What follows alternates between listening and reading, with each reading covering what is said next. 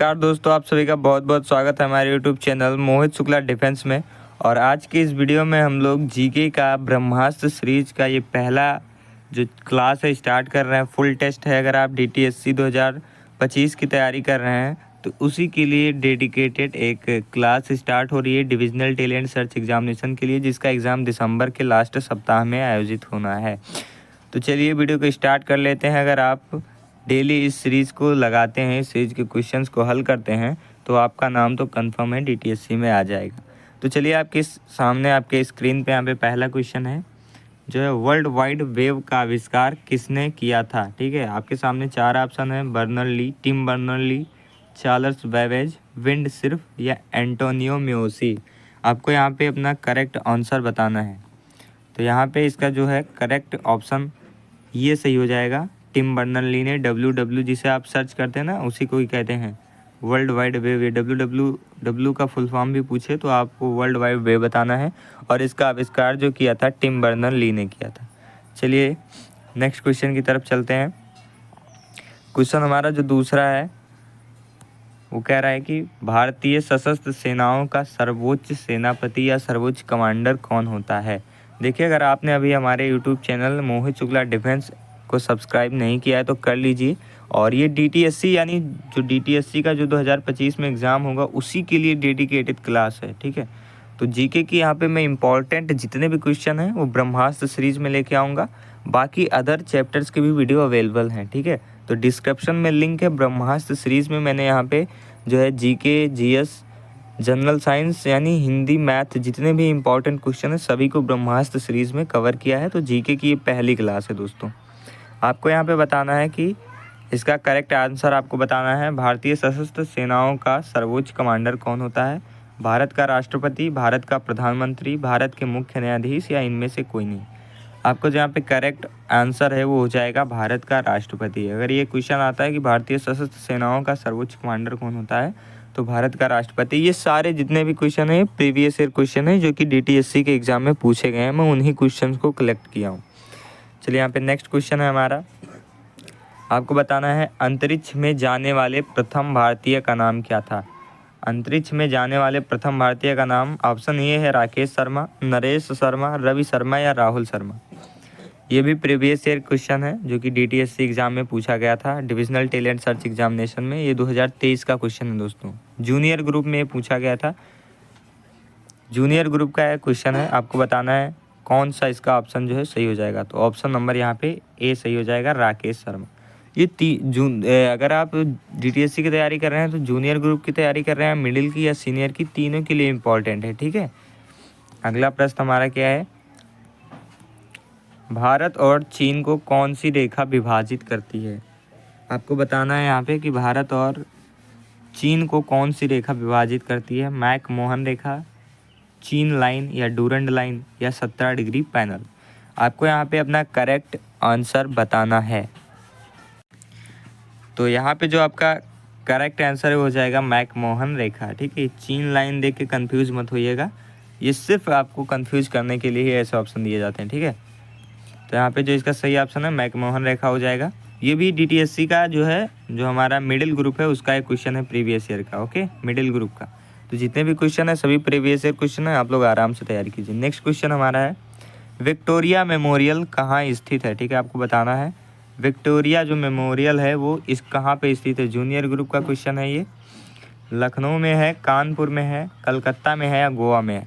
तो यहाँ पे जो इसका करेक्ट ऑप्शन हो जाएगा वो हो जाएगा कलकत्ता में। विक्टोरिया मेमोरियल हमारा कलकत्ता में ही स्थित है। बढ़ते हैं अगले प्रश्न की तरफ।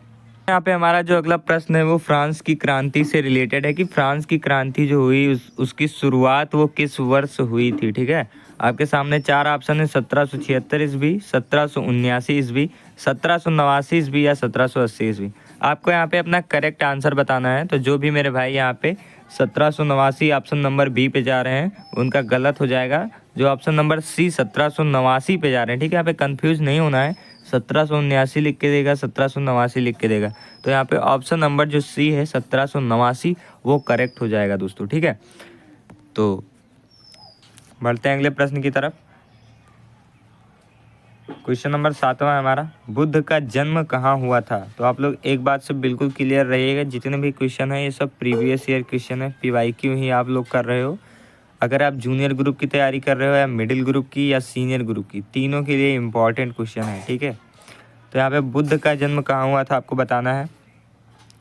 करेक्ट ऑप्शन यहाँ, तो इसका जो हमारा सही ऑप्शन है यहाँ पे वो हो जाएगा लुम्बिनी, ठीक है। बुद्ध का जन्म हमारा लुम्बिनी में ही हुआ था। बढ़ते हैं अगले प्रश्न की तरफ। यहाँ पे हम जैन धर्म की पहली संगीति कहाँ हुई थी आपको बताना है। जैन धर्म की पहली संगीति आपको बताना है कहाँ हुई थी। आपके सामने 4 ऑप्शन भी हैं, वल्लभी, पाटिलपुत्र, पावापुरी या बोधगया में।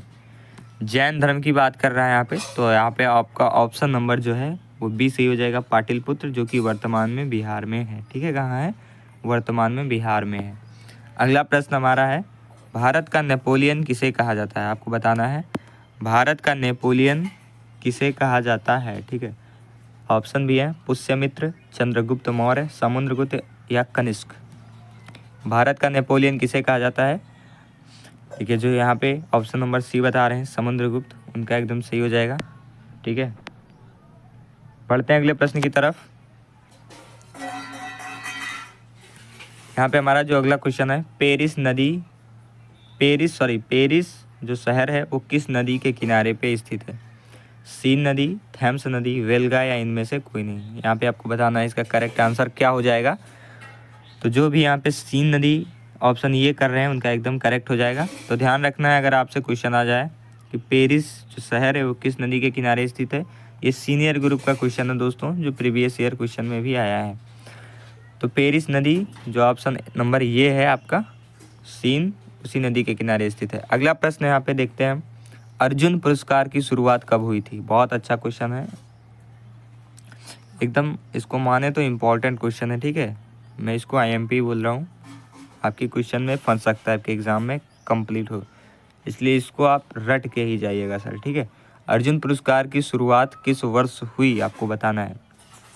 ऑप्शन है 1952, ऑप्शन बी है 1961, ऑप्शन सी है 1965 या इनमें से कोई नहीं।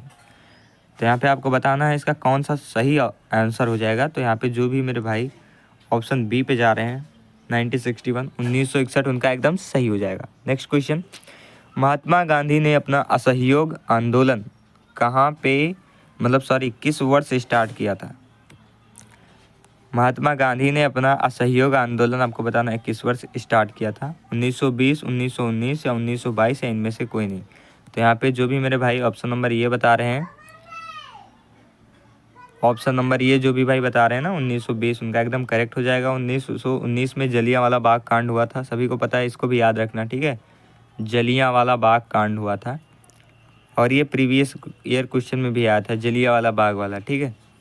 तो अगला प्रश्न की तरफ बढ़ते हैं, निम्न में कौन सा जीव जो है सबसे प्रथम अंतरिक्ष में भेजा गया था। हाँ, जूनियर ग्रुप का क्वेश्चन है, लाडले समझ जाइयो। निम्नलिखित में से कौन सा जीव है जो प्रथम बार अंतरिक्ष में भेजा गया।